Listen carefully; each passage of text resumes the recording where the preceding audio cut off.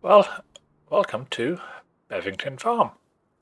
So for those who follow Scroft, this is a self-creation that he has made on one of Oxley David's maps, which is Bevington Farm.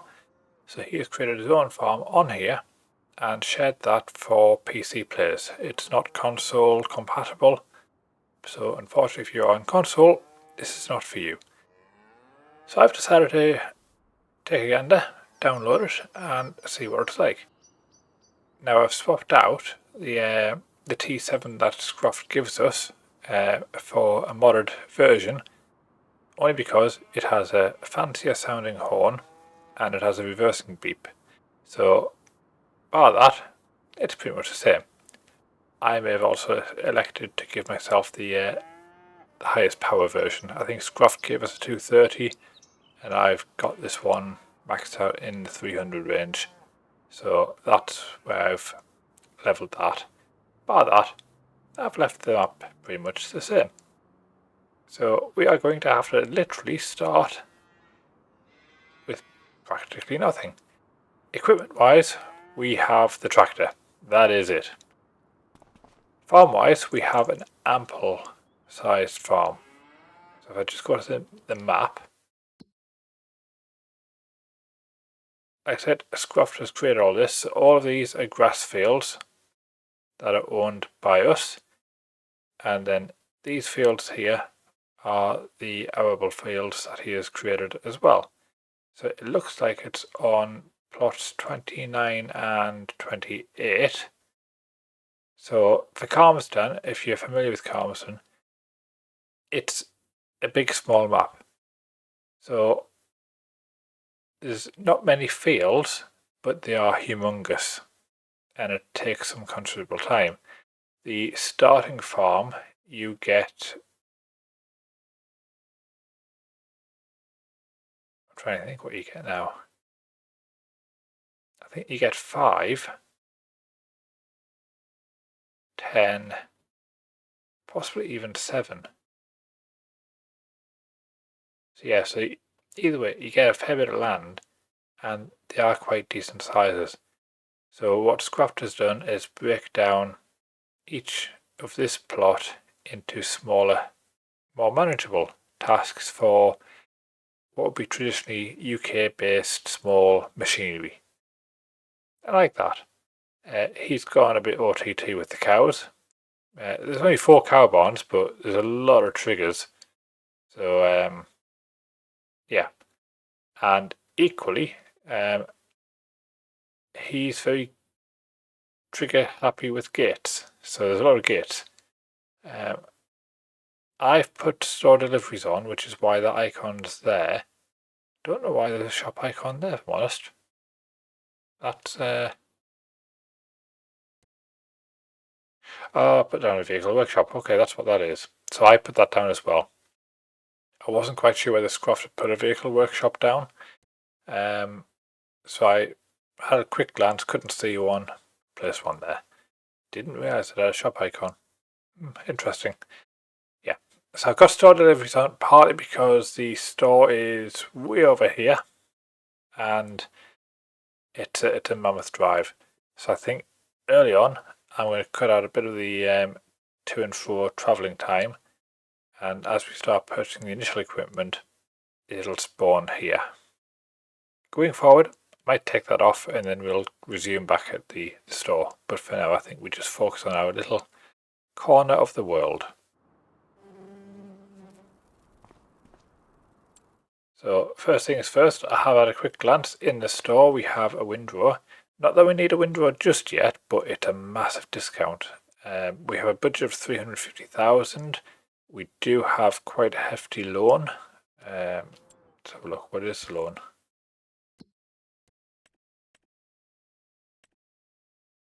So the loan's 285,000. So really, we only have essentially £65,000 to play with if we were to pay that loan off. So yeah, so whilst 350,000 sounds like a lot, when you factor that in, it's not really. Now, we do need equipment, so like I said, I'm going to get this. We have a lot of grass fields and arable fields, so we're going to have to start on that at some point. Buy that one. I have a few mods that I won't be using. I'm going to try and keep this to very small UK based equipment, not Colossus Pack equipment. I've just started the game with quite a lot of mods, and that's what's appeared here. So, tractor wise. Now again, I have got mods and I've got a few customized mods, so I might look to do that. I want a bespoke modded tractor with my logo on, but I don't need that just yet, so we're going to wait. We don't need a plough, we will need mowers. Now, we have got the power, so we can utilise whichever mower set we really want. So I think, what's that? That's 80 horsepower. Go and see what the matching front mower is like.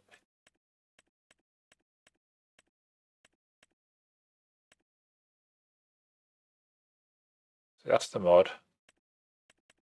Front mower is 60 horsepower, so quite low powered when you compare. That's 110, that's 100, so that's 210 horsepower as opposed to 140. So that's a massive difference there. Could go with them, but I think given the fact that I don't mind this style of this is more UK based, so yeah, we'll go here. So buy that and buy that.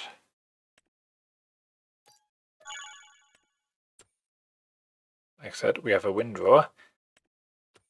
So now we need to decide, do we forage pick up the grass or do we bale it?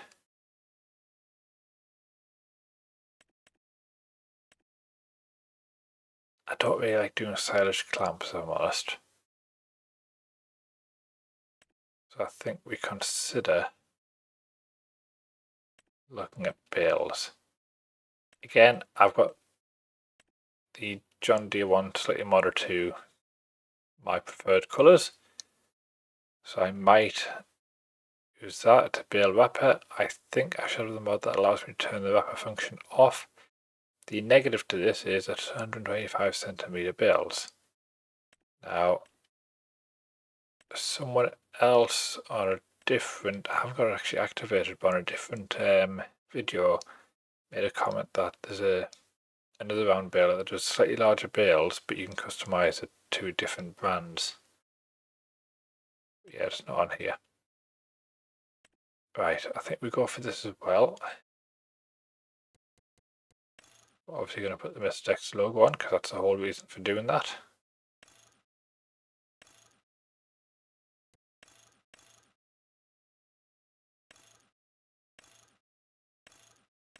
So we'll do standard net.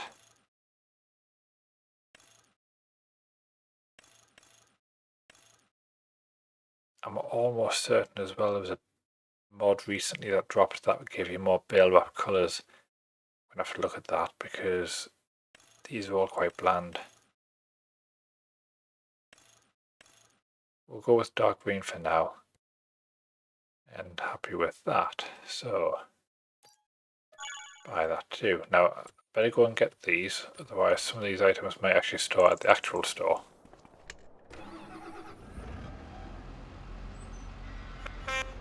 That's the horn, that's why I like this tractor.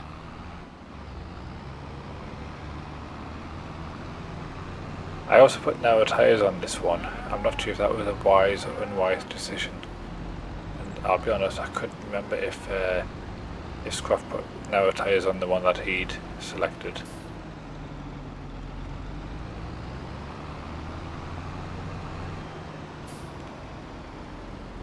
So for now, all I'm going to do is move these out of the lawn area.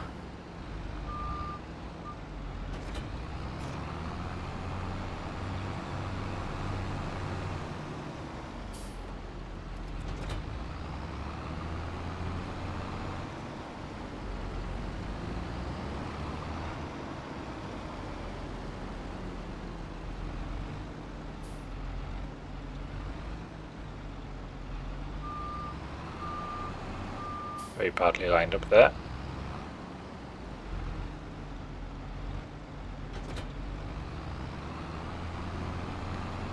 I will take screenshot mode off shortly so the hood comes back on. Because the other good thing with this this game, we now have precision farming. It's day one of it being released. So we're going to make full advantage of that. Right, so I think we own all of these grass fields.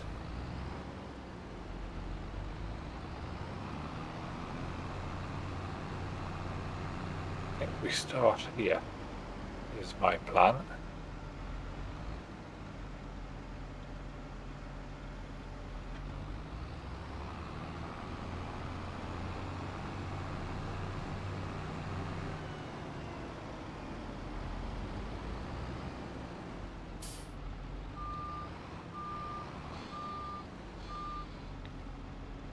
So before we do, let's turn the hood off. I've decided to use New Holland colours for the hood to match the New Holland tractor that I've got, and where possible I'm going to go and try and get New Holland colours. Now I did get the baler in green. I might recolour that back to New Holland blue just to match everything. I do like a good colour scheme. I know I've had I wouldn't say a negative comment, I've had a constructive criticism on one of my FS32 videos where I colour themed everything and the tractors just didn't match the colour branding. So the likes of JCB yellow on a class tractor. So I get that, but for my preference I do like a colour theme. And that's what we're going to do. I've also reset the time on Scroft save game for anyone who's PC and is playing this. You start in July year 2. I've put this back to April year 1. I was aiming for August year 1, but I went back to April and I've left it like that. I am playing 3-day months, so in theory this should go to May 1 on the next month. But yeah, I am hoping to play 3-day months on this, just to give us a bit more scope, a bit more time. Crop destruction will be turned on, which means that withering should be turned on. So yeah, I wanted to just buy us the time to harvest the fields at a steady pace. I'm not aiming to rapidly go through this, I just want to play it casually and enjoy a small kind of farm feel. I'm holding myself to this being our largest and only large tractor. Future purchases will be all smaller powered equivalents. The exception will only come at the point when we have equipment that needs more power than 300 horsepower, and we'll have to then consider, is it time to invest wisely. Right, precision farming. Let's have a look. So we have ready to harvest. I think because the game had an update, I modified my grass height and I think it's reset itself back to regular height. I'm going to have to change that again at some point, but for now we'll leave it as is. So yeah, ready to harvest. It could do with some lime, but we're not hugely below what's expected.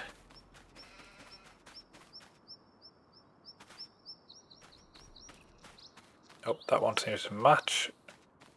Does say it needs lime again, but I think we cut them all. We pick up the grass and bale it, and then I'm going to buy a grass roller. I think that's the next step. So we'll roll it, we'll get a spreader for lime and fertilizer. Do we need to buy the precision farming, or did Scroft do that on our behalf? Because it's his save game as well initially. Right.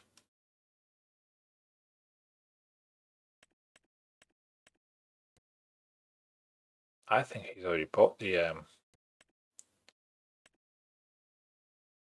precision farming part of it.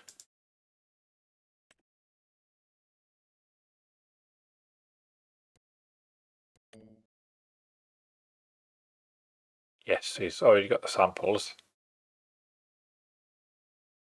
We've spent 20,000 on soil samples,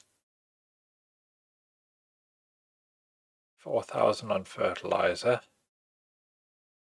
344 on seeds, 244 on fuel. He obviously used AI workers. Yeah, we've spent a fair bit, so we have to make a fair bit of money back. I don't know if this is for the entire plot, which I believe it will be, as opposed to just this part. So as long as all that grass here nets us 24,000 plus these two fields net us 24,000 combined, which I think that's going to be fairly easy to do. So yeah, okay. Right, I've waffled for quite some time. We probably should really get started. Will my windows work? Perfect. So 2 headlands, steering assist. Cool. Right, I'm going to shut up and we're going to time lapse a couple of these fields. Maybe not all of them, but certainly a couple of them.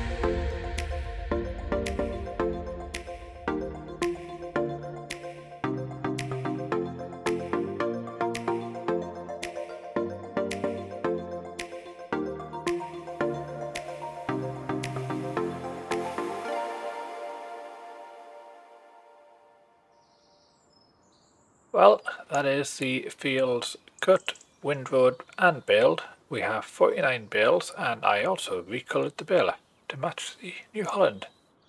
So I think it looks quite smart there. Yeah, so 49 bales across the fields that you saw me cut and windrow. I thought I'd save you the chore of watching me bale them, and we will cut the other fields on another episode. But for now, I think we leave this episode here because it looks like it's been quite lengthy. So for those who have been watching, thank you very much for watching, and I hope to see you very soon. Bye for now.